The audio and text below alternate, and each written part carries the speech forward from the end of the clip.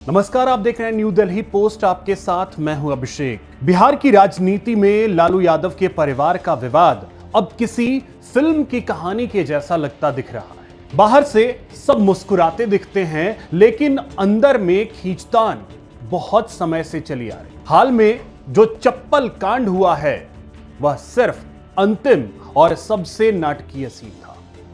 असली स्क्रिप्ट यानी लड़ाई कई सालों से धीरे धीरे पक रही थी। यह सिर्फ बहन भाई का झगड़ा नहीं, बल्कि लालू की आरजेडी का भविष्य किसके हाथ में हो और पार्टी किस दिशा में जाए, इस बात की बड़ी टकराहट है। कुछ साल पहले से रोहिणी आचार्य सोशल मीडिया पर बहुत ज्यादा एक्टिव नजर आई। शुरू में उनके पोस्ट सरकारी कामकाज और विरोधियों पर होते थे, लेकिन धीरे धीरे उनकी बातों में तेजस्वी के फैसलों पर भी सवाल दिखने लगा। उन्हें लगता था कि पार्टी अब गरीबों, दलितों, पिछड़ों और आम लोगों वाली पुरानी राह से हट रही है। इसी वजह से परिवार के अंदर छोटी छोटी बातों से शुरू हुआ तनाव समय के साथ बड़ा होता गया। महागठबंधन सरकार में जब तेजस्वी उप मुख्यमंत्री थे, तभी दोनों की सोच में फर्क साफ नजर आने लगा। रोहिणी को लगता था कि नौकरी देने की रफ्तार बहुत धीमी है। जाति गणना के मुद्दे पर वह तेजस्वी से बहुत ज्यादा तेज रुख अपनाती थी। शराबबंदी पर भी दोनों अलग राय रखते थे। इन बातों से दोनों के बीच की दूरी और बढ़ती गई और घर के अंदर की बहस अब बाहर आ गई।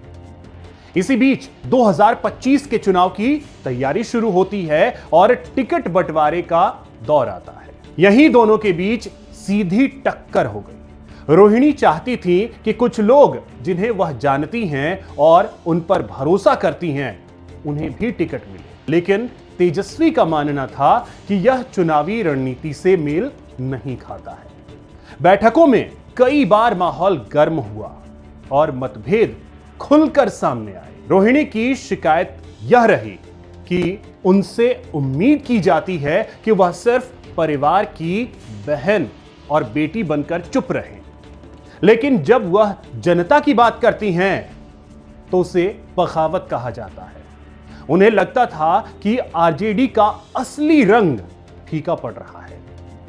दूसरी तरफ तेजस्वी पार्टी को ज्यादा आधुनिक और पेशेवर तरीके से चलाना चाहते हैं। दोनों की सोच का यह फर्क धीरे धीरे बड़ा टकराव बन गया। वहीं बात अगर तेज प्रताप यादव की करें तो लंबे समय से वो महसूस कर रहे थे कि पार्टी और परिवार में उनकी अहमियत कम कर दी गई है।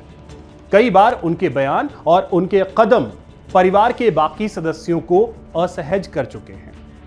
तेज प्रताप को इस बात की भी हमेशा तकलीफ रहती थी कि चाहे वे कई मुद्दों पर खुलकर बोले, चाहे लोगों के बीच जाएं, फिर भी राजनीति में असली फैसले तेजस्वी के हाथ में ही रहते थे।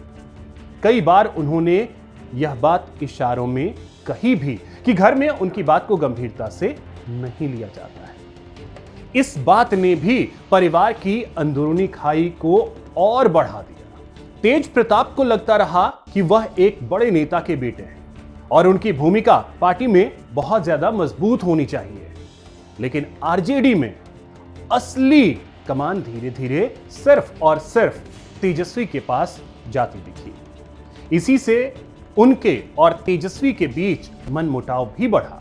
कई बार सार्वजनिक कार्यक्रमों में तेज प्रताप की नाराजगी भी साफ तौर पर दिखी। इन्हीं कारणों से परिवार तीन हिस्सों में अब बंटता नजर आने लगा।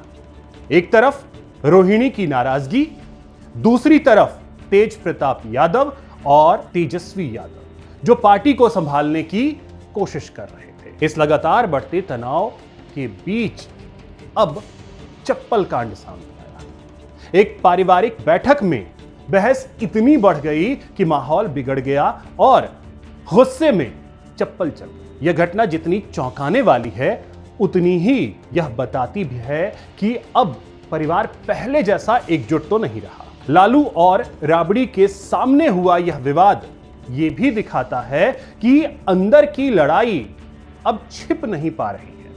इसका असर पार्टी पर साफ तौर पर दिख रहा है। तेजस्वी की जो छवि एक मजबूत और युवा नेता की उभरी थी, अब उस पर भी डेंट लगता हुआ दिख रहा है। कार्यकर्ता भी पूरी तरीके से दो हिस्सों में बढ़ते नजर आ रहे हैं और विपक्ष को तो मुद्दा मिल गया और विपक्ष ने सवाल उठाना शुरू कर दिया कि जब परिवार खुद एक नहीं है तो वह राज्य को कैसे संभालेंगे। कुल मिलाकर अगर देखें तो चप्पल कांड सिर्फ एक नाटकीय सीन है। असली कहानी है परिवार के 3 अलग अलग मोर्चे। एक तरफ रोहिणी आचार्य जो मानती हैं कि पार्टी अपने मूल रास्ते से पूरी तरीके से भटक चुकी है। दूसरी तरफ हैं तेज प्रताप यादव जिन्हें लगता है कि उन्हें लगातार नजरअंदाज किया गया, अब वो अलग पार्टी भी बना चुके हैं। और तीसरी तरफ है तेजस्वी यादव जो पार्टी को नए ढंग से चलाना चाहते हैं और यही असली लड़ाई की वजह है। और आने वाले समय में आरजेडी को किस रास्ते पर ले जाएगा और यह रास्ता तय करने का हक आखिर किसके पास होगा, यह देखना बड़ा ही दिलचस्प होगा। ऐसे ही वीडियोस के लिए हमारे चैनल को सब्सक्राइब कीजिए, वीडियो को अधिक से अधिक लाइक कीजिए, शेयर कीजिए। जय हिंद, जय भारत।